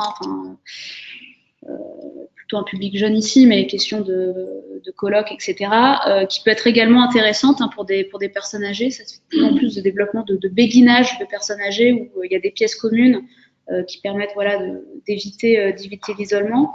Les questions aussi d'habitat partagé, il y a des projets qui commencent à sortir. Il y en a un à Lille à Bois-Blanc. C'est des choses assez intéressantes. Le dimensionnement des surfaces aussi, qui est lié au fait qu'on est sur des phénomènes démographiques de vieillissement de la population ou dans une société où on a de plus en plus de célibataires ou de familles monoparentales et donc on a une démultiplication des surfaces. Là aussi, réinterroger cette question des dimensionnements. Et enfin, l'usage des équipements. Voilà, bon là quelques leviers politiques comme ça, voilà, mettre en place des politiques foncières, donc sur l'agriculture, politique foncière de préservation, structurer des filières agroalimentaires locales, favoriser les produits biologiques frais locaux dans la restauration collective, alternatives végétariennes dans la restauration. Bon, ça c'est des exemples de leviers que vous pouvez retrouver dans les scénarios de virage énergie. Sur les biens matériels, ça peut être afficher l'impact environnemental des emballages, légiférer sur l'obsolescence électronique, mettre en place l'économie circulaire. Bon, là c'est un peu pêle-mêle, mais dans le scénario, vous verrez que c'est un peu plus à quel niveau on peut actionner ces différents leviers et quels acteurs sont responsables. Sur la mobilité, réduction maximale de la vitesse sur route. Ça, on a vu que c'est compliqué en termes d'acceptabilité sociale, pourtant c'est pas ce qui est le plus impactant sur la vie quotidienne. Mise en place de péage urbain et zones de basse émission, indemnisation kilométrique vélo, garage cycle en gare et lieu public, développement de commerce et services de proximité. Bon voilà, enfin on réinvente rien, c'est juste mettre en avant ces mesures qui relèvent de la sobriété, qui peuvent être mises en place sur des territoires ou pas, mais qui sont quand même très intéressantes et voilà, enfin les avoir dans un seul document listé, ça permet aussi de pouvoir constituer des plaidoyers, des argumentaires vis-à-vis des élus. Et puis finalement, sur l'habitation, ça peut être des réductions fiscales pour la création d'habitats partagés, des aides financières à la cohabitation, et des choses comme mettre en place des congélateurs de quartier. Ce qu'on a fait aussi quand on a élaboré les scénarios, c'est qu'on a été voir ce qui pouvait se faire dans d'autres pays, et des choses comme les congélateurs de quartier, ça se fait beaucoup au Québec, des buanderies partagées dans les résidences, ça se fait beaucoup dans les pays scandinaves. C'est aussi montrer que c'est des choses où on n'en meurt pas, quoi. Ça peut être même, c'est du bon sens et ça peut générer des économies d'énergie financière et recréer du lien social. Ce que je disais aussi tout à l'heure, c'est que tout ça réinterroge aussi notre rapport à la technologie, à la propriété individuelle, à la vitesse au travail. La sobriété, c'est comment vraiment on s'engage dans un projet de société qui permet de réduire nos consommations d'énergie. C'est très englobant, c'est très systémique, ça prend différentes dimensions. Voilà. Alors pour finir rapidement, donc ça c'est ce qui est issu des scénarios de virage énergie, dans lesquels on a montré qu'on pouvait réduire de 70% nos consommations d'énergie à l'horizon 2050. Donc, on a fait plusieurs scénarios et dans le scénario le plus ambitieux, c'était possible. Et ce qui est intéressant de voir, c'est qu'une grande part de ces réductions d'énergie repose sur la sobriété, le changement de comportement. Et là encore, je le répète, trop souvent, on réduit transition énergétique à technologie, énergie renouvelable.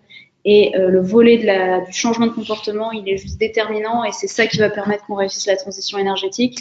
Et quand vous, 90% du temps, quand vous allez dans des consultations publiques, documents de planification lancés par des collectivités, la question du changement de comportement, elle passe totalement à l'as. Et on peut le comprendre par le fait que ça relève de l'acceptabilité sociale, de l'humain, que derrière il y a des enjeux électoraux, que dire aux gens de changer, c'est compliqué, que le temps politique n'est pas le même que le temps social et que le temps écologique, etc., etc. On vous trouvera plein de raisons pour vous dire de ne pas prendre en compte la sobriété, mais à notre sens, à Virage Énergie, la seule façon d'y arriver, c'est vraiment de prendre à bras le corps cette thématique-là et de dire aux gens, on a vu les objectifs de la loi, c'est réduire de moitié nos consommations d'énergie, de 3/4 nos gaz à effet de serre. Ça va pas se faire tout seul, quoi. À un moment, il faudra faire des efforts. Et pour le moment, on peut encore être dans une sobriété choisie, volontaire, mais à un moment, on n'aura plus le choix et on sera dans une sobriété subie, comme le sont déjà des millions de Français en situation de précarité énergétique. Et là, donc pour terminer, ce qu'on a fait, c'est qu'on a mis on a fait une comparaison entre notre scénario et le scénario du Conseil régional de 3e révolution industrielle, qui a également pour objectif d'être 100% énergie renouvelable en 2050, sauf que on voit très bien sur le schéma qu'ils ont sorti, c'est que la réduction de consommation d'énergie, c'est l'efficacité énergétique, c'est la technique. Ils ont totalement zappé le volet sobriété. Ce qui est totalement déplorable, et en plus il y a totalement un biais du coup dans leur exercice de prospective, puisqu'ils partiraient du constat qu'en 2050 on aurait exactement les mêmes comportements qu'en 2010, ce qui est très peu probable, et donc il y a vraiment un enjeu à pousser cette question de sobriété aussi bien au niveau du conseil régional qu'au niveau de la MEF ou l'ensemble des intercommunalités du territoire régional. Et donc voilà, bon là on s'est un peu amusé à montrer encore à quoi pourrait ressembler notre société en 2025. Bon, il y a des choses qui sont plus ou moins acceptables en fonction des personnes. En général, quand on présente les scénarios, ce sur quoi ça tique, c'est la consommation de viande et les voyages en avion. Donc là, ce sera un voyage en avion tous les 10 ans. Le voyage en avion, c'est un Paris-New York aller-retour. C'est pas non plus un Paris-Tokyo, donc c'est quand même un petit voyage. Donc ça réinterroge aussi nos modes de vie, et notamment nos modes de vie de classe moyenne supérieure qui en fait sommes les classes sociales qui consomment le plus d'énergie. On peut faire du vélo, manger bio toute l'année, mais si on fait du Ryanair 4 week-ends par an, bah voilà, ça explose le crédit carbone, et c'est comme si on n'avait rien fait, quoi. Voilà, et en 2050, ça donnerait des choses comme moins 58% de biens consommés, davantage d'utilisation des modes doux, moins d'emballage plastique, 5% des ménages qui cohabitent. Voilà, on a essayé de mettre comme ça un peu en récit les différentes pistes qu'on avait envisagées. Donc ça aussi, vous le retrouvez dans nos scénarios. Et puis pour finir, la sobriété, c'est consommer moins, mais finalement, c'est vivre mieux, avec toute une série de co-bénéfices en termes de qualité de vie, que ce soit sur la santé avec la qualité de l'air, la réduction des perturbateurs endocriniens, des économies financières, aussi bien pour les ménages, mais également pour les collectivités, puisqu'encore une fois, l'économie la moins chère est celle qu'on ne consomme pas. Davantage de relations sociales, des centres-villes plus apaisés, voilà, toute une série de bénéfices qui sont de plus en plus importantes. Et au-delà de la question énergétique et climatique à proprement parler, on se rend compte que la question de la santé, avec de plus en plus de préoccupations des gens sur ce qu'ils mangent, sur la qualité de l'air, c'est aussi des angles qui peuvent permettre derrière d'arriver aux questions énergétiques et climatiques.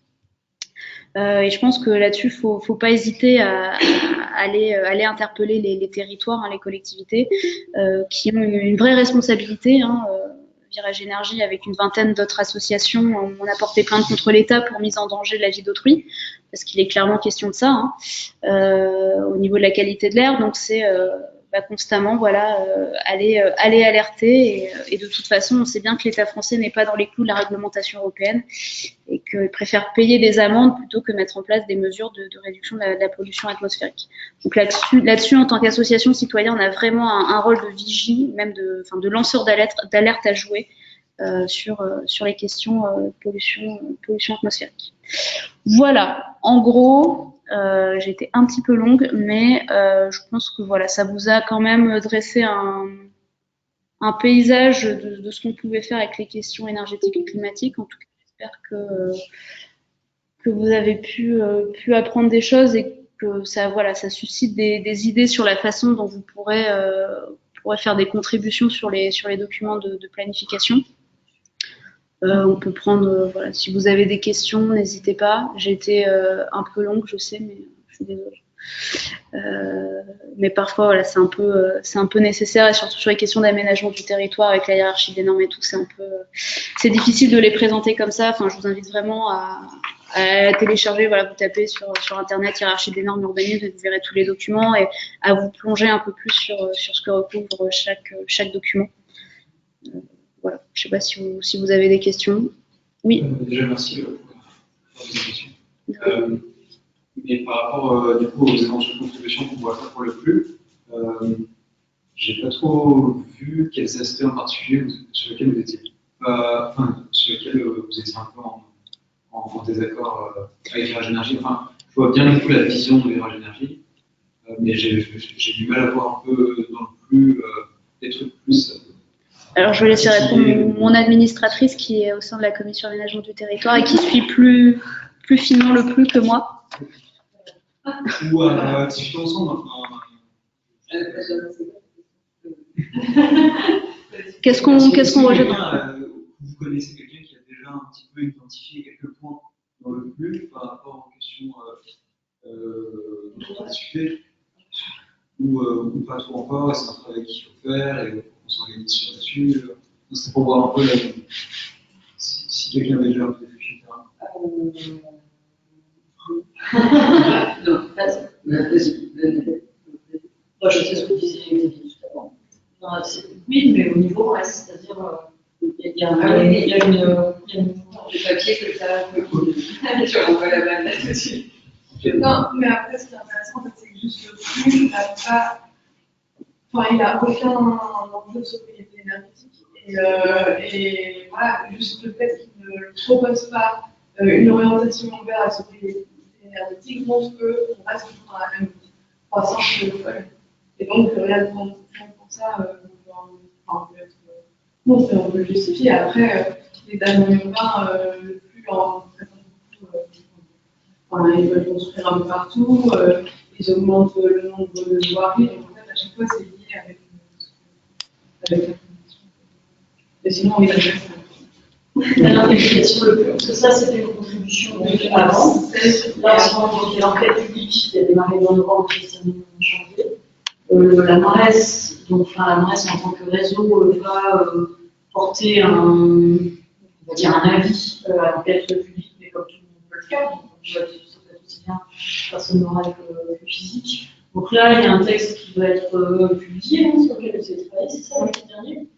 Donc là, il y a des éléments. Moi, j'avoue que je comprends la question, puisque je m'attendais à ce que la présentation aujourd'hui, elle dise justement du point de vue énergie-climat, quels sont les points d'attention à avoir dans le plus. Dans le plus. Je pense que la façon de l'intituler, en fait, de la rencontre ce soir, prêter à confusion, parce que moi, j'avoue que j'étais vraiment mieux explicité aussi. Ouais, alors le truc aussi, c'est qu'il y a eu un changement, c'est qu'initialement, ça devait être pour la commission aménagement du territoire et qu'il y a aussi une demande de la part du collectif Ensemble pour le climat de pouvoir avoir accès à cette formation. Et il y a, je pense, c'est plus un cadrage en fait général sur la question de la sobriété. Enfin, on parle de plus, mais on pourrait parler du SCOT, du plan climat. En fait, c'est valable pour tout.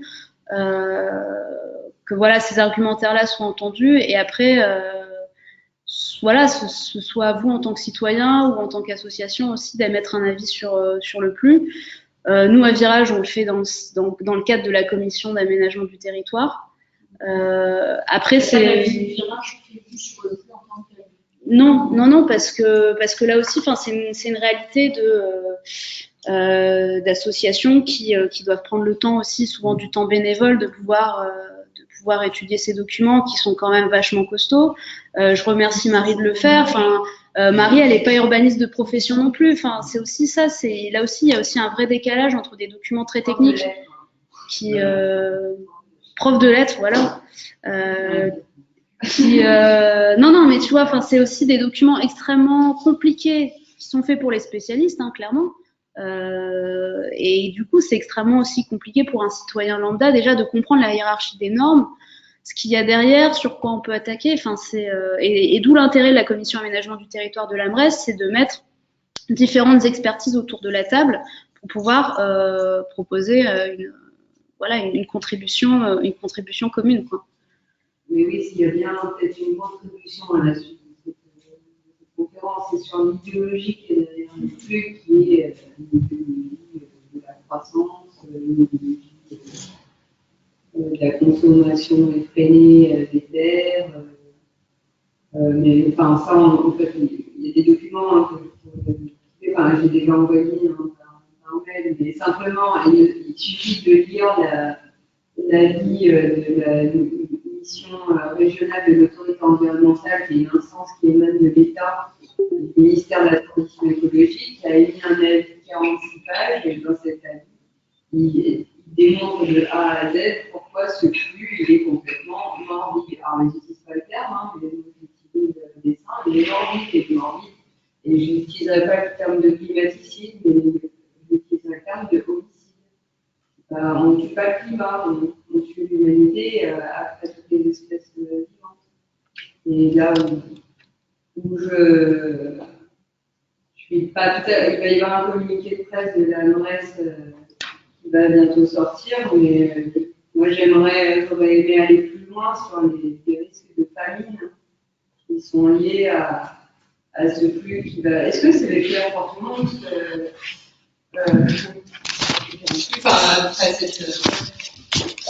les risques de famine, parce que en fait, famine et manque d'eau potable, dans ce flux, il est prévu de continuer de consommer des terres agricoles, alors qu'on en est à un moment où il faudrait tout arrêter, arrêter de consommer. Je suis enregistrée là. Oui, mais. Okay. Et on va construire, il est prévu sur ce flux de construire sur les champs captants. Donc c'est là où les champs captants, c'est là où la métropole européenne de Lille se fournit en eau. Ça devrait être des lieux complètement sanctuarisés, ce qui n'est déjà pas le cas, puisque c'est des zones où on a une agriculture conventionnelle. Donc, on a déjà une eau qui est très polluée aux pesticides, qu'on est obligé de traiter. Plutôt que de la sanctuariser en mettant en place une agriculture qui soit la moins néfaste possible, en fait, on va construire dessus. Donc ça, c'est des exemples. Donc pour moi, là, je dirais qu'il s'agit de choses plus vastes encore que simplement la question de la mobilité. Il s'agit de la question de la survie. Voilà. C'est pour ça que ça me tient particulièrement à cœur que des étudiants soient sensibles à ça et qu'ils interpellent leurs enseignants dans leur formation, qui s'intéressent à ça aussi. Voilà. Merci Marie.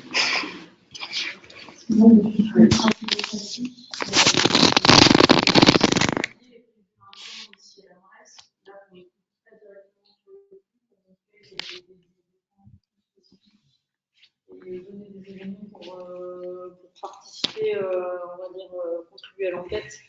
Alors, ce sera juste 5 jours avant la fin de l'enquête, donc c'est un peu chaud. Après, le fait de mettre des enquêtes publiques pile au moment, c'est pas la première fois à la MEL qu'ils font tout, je pense que c'est peut-être une tradition même, pour voir, il faudrait vérifier. Mais voilà, faire une enquête publique sur un document de 800 pages, difficile à appréhender, et de la mettre juste au moment où il y a les vacances de Noël au milieu, c'est aussi une façon de décourager la contribution, en fait. Donc il fallait déjà le temps de le lire, de le comprendre, de le mâcher, du coup de sortir des éléments au niveau de la commission, et puis ensuite trouver le temps de présenter ses conclusions. Donc il n'y avait pas moyen au final de le faire avant les vacances de Noël, du coup on le fait juste au retour des vacances de Noël. Mais voilà, il y a au moins en tout cas aussi la possibilité d'en savoir vraiment plus sur certains éléments à ce moment-là. C'est important aussi que quand les gens contribuent, il n'y ait pas de copier-coller, parce que je crois que c'est ce qui avait été dit à propos de Sauveur, c'est que du coup, il y a des gens qui avaient repris un même texte et qui l'avaient mis, et donc soi-disant, comme c'était un copier-coller, ça n'avait pas la même valeur. Donc c'est terrible. Donc l'idée ici, c'est d'encourager, même s'il y a une base commune, d'encourager des mots qui soient des mots propres. Et le fait de co-signer ce qui sera écrit est aussi possible des productions faites par la presse. Est-ce que les gens, enfin nous, d'autres gens peuvent aussi. Je sais pas si ça a plus de poids le fait de co-signer un texte ou alors de reprendre des éléments et en tournant un peu de sauce, mais on sera aussi moins nombreux à prendre le temps, je pense, dans l'urgence. C'est pour ça que ça peut être sur certains aspects, c'est-à-dire que chacun aussi peut écrire quelque chose. Enfin, il y a des gens qui peuvent se dire, moi j'écris que sur les champs captants, parce que c'est le truc que j'ai un peu lu, j'ai capté, etc. Moi j'écris que sur ma vie.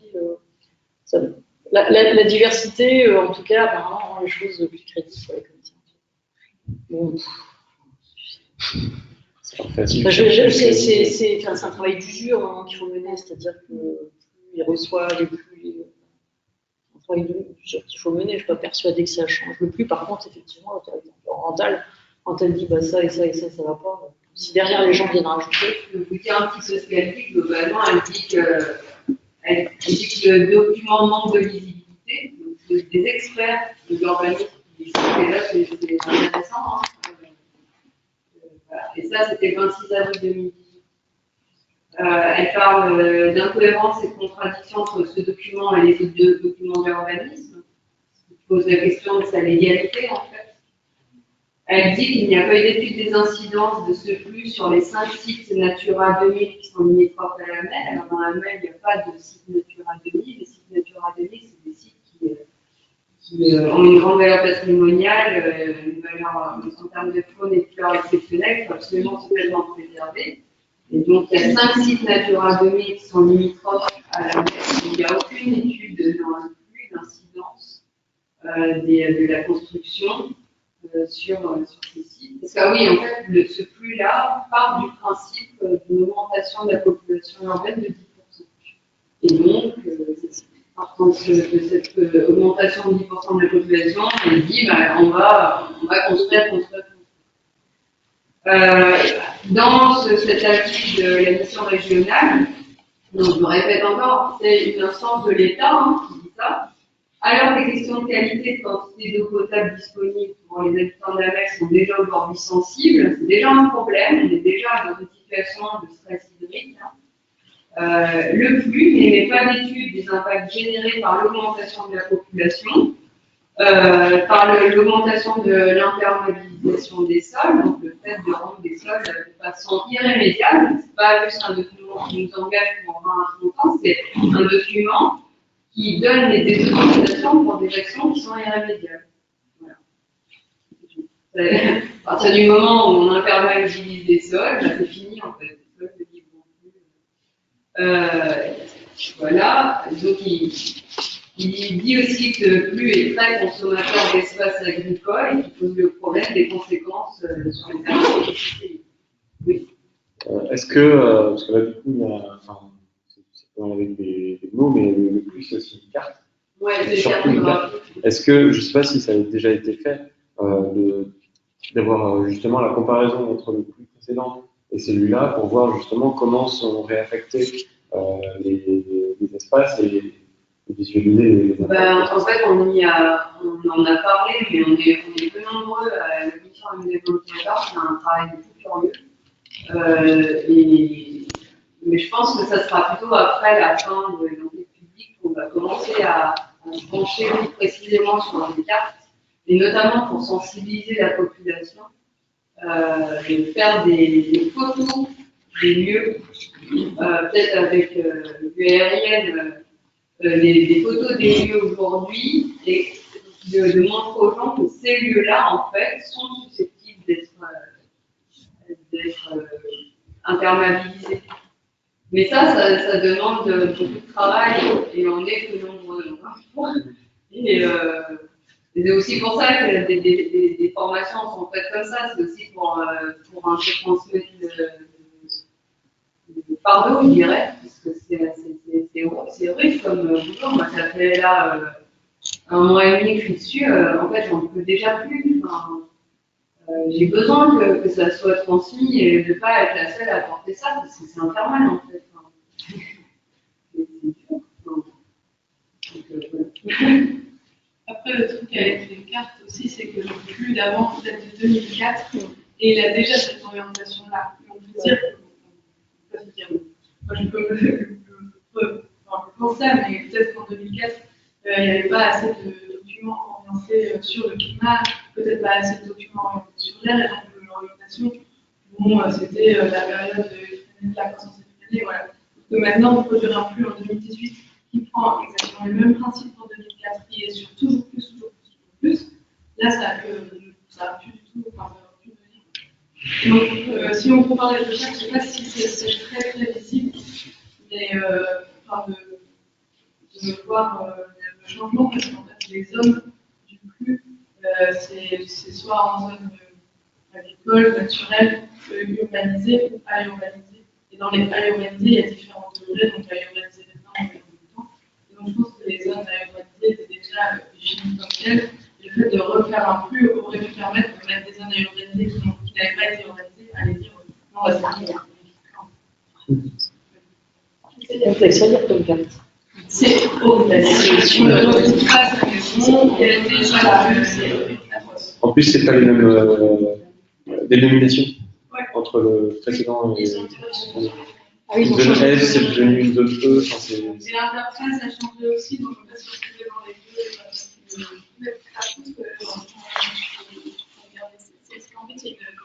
de données qui a été livrée au département et qui est disponible sur la mail. C'est une grosse cartographie de tout ce qui existe maintenant. Il y a fait un test d'interprétation et tout ça, et c'est tout est codé.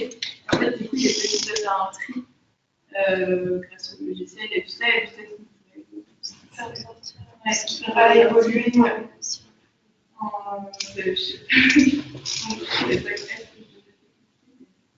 Vous êtes étudiant en urbanisme? Pour info, c'était la métropole de Brest qui avait fait en 2010 un plus facteur 4. C'était clairement fixer cette ambition d'avoir un plus qui. Ça devrait être obligé. Non, mais ça aussi, c'est une vraie question. Au lieu d'avoir ces différents documents qui doivent être pris en compte les uns entre les autres, pourquoi on n'a pas un document entre guillemets unique qui. La loi de transition énergétique, elle aurait dû dire, pour être cohérente, avoir un article qui dit dorénavant tous les documents doivent être facteur 4. Tout à fait, oui, bien sûr. Non, mais surtout qu'on parle de hiérarchie des normes, mais en pratique, elle n'existe pas. Oui. D'accord. Oui, et puis le seul outil qu'on a en fait au bout d'un moment, c'est aller en justice, quoi. On a juste ça pour se défendre en fait en tant que citoyen. Ça, c'est pour montrer dans l'organisation. On a fait le site du Haut-Portail, un super site de vue aérienne, pour montrer qu'il y a déjà un petit problème quand même dans cette région avec l'intermodalisation des sols. C'est la région les plus urbanisées de France. C'est 1,2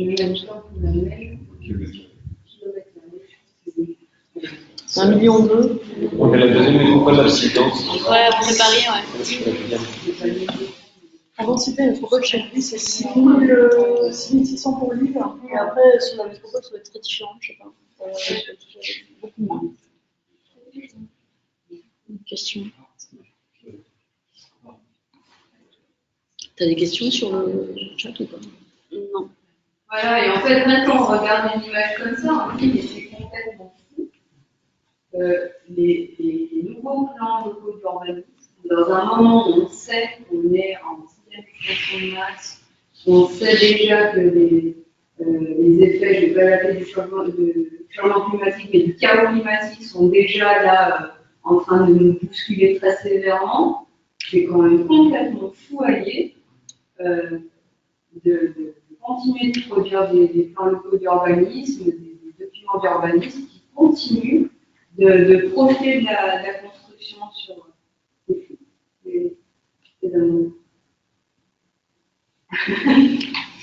1700. 1700.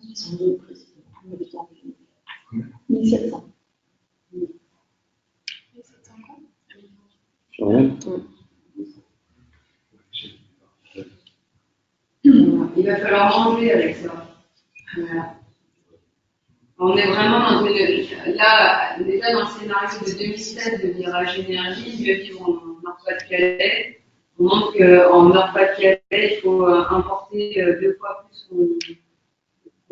plus qu'on produit pour se nourrir. On est déjà en stress alimentaire. Et on peut se nourrir uniquement parce qu'on a du pétrole. Vas-y.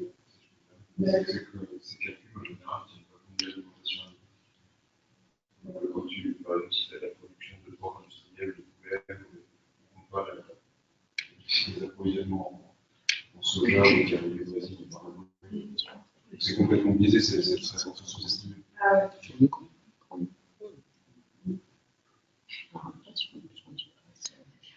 Voilà, du coup, comme contribution, ça peut être des choses très techniques ou ça peut être enfin, moi, selon moi, ça peut être des inquiétudes très légitimes. Ça. Et même juste reprendre la vie de synthèse de la commission environnementale, c'est régional. L'autorité en elle s'appelle juste la synthèse, elle fait une page et elle présente. Après, sinon, le 19 décembre, à l'Université de Lille 1, à l'Espace Culture, à 18h, on fait. En fait, on est plusieurs étudiants en urbanisme à avoir suivi les réunions de la CAT, cette formation-là et d'autres. Et donc, on va essayer de faire une synthèse de nous, ce qu'on sait, ce qu'on a appris là, ce qu'on a cherché aussi, et de faire un travail collectif avec tous les gens qui vont intervenir avec nous. Ok. Tu nous enverras les infos qu'on relaie voilà. aussi aux personnes qui sont sur Internet. Pour les personnes qui sont sur Internet, si vous pouvez laisser vos coordonnées, enfin vos mails, et puis je vous enverrai la présentation. Pareil, ici, il y a une feuille à la sortie si vous voulez que je vous envoie. N'hésitez pas. On s'arrête là et puis on boit un verre. Deux bières pour... Ça commence là, la pénurie. Bonne soirée.